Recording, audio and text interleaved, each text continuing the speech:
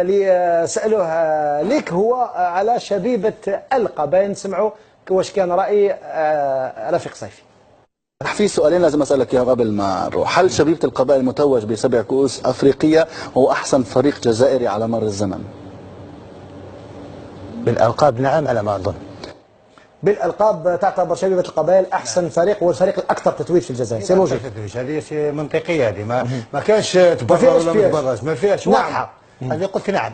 ريبونس تاعهم مليحة. مليحة. شوف فيا برك عليك. هل شبيبة القبائل المتوج ب7 كؤوس أفريقية هو أحسن فريق جزائري على مر الزمن؟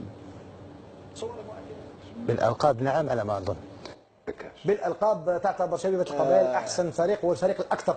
صور مؤثرة إذا.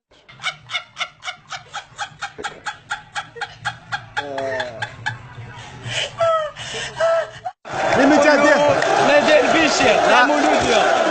واش قلنا ما نعرفوش نلعبوا. انا واش نقول إدارة شبيبة القبائل لازم يتفاهموا انه المولودية فريق كبير وعنده جمهور كبير. صافي دوك نتا الديفو شايفو غير فينا حنا. هاي الناس كل تعرف الدنيا ما شفتهاش نتا. المولودية سبقت يعني خيرها سبق وواحد ما لازمش يكون نكار الخير.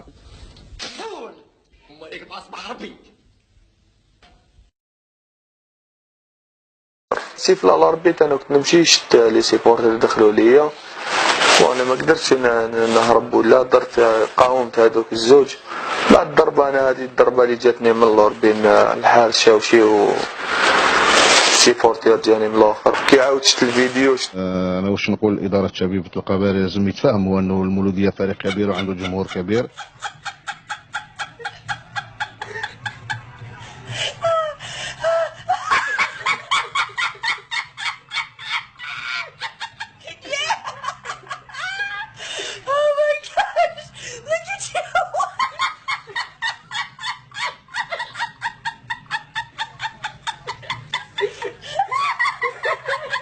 ستوديو كرونيك بريزون ميمي بيتشو خويا حليم لميا فيتا بلال وكيلا نهضر حليله تشيكي ريح ما تزيقي.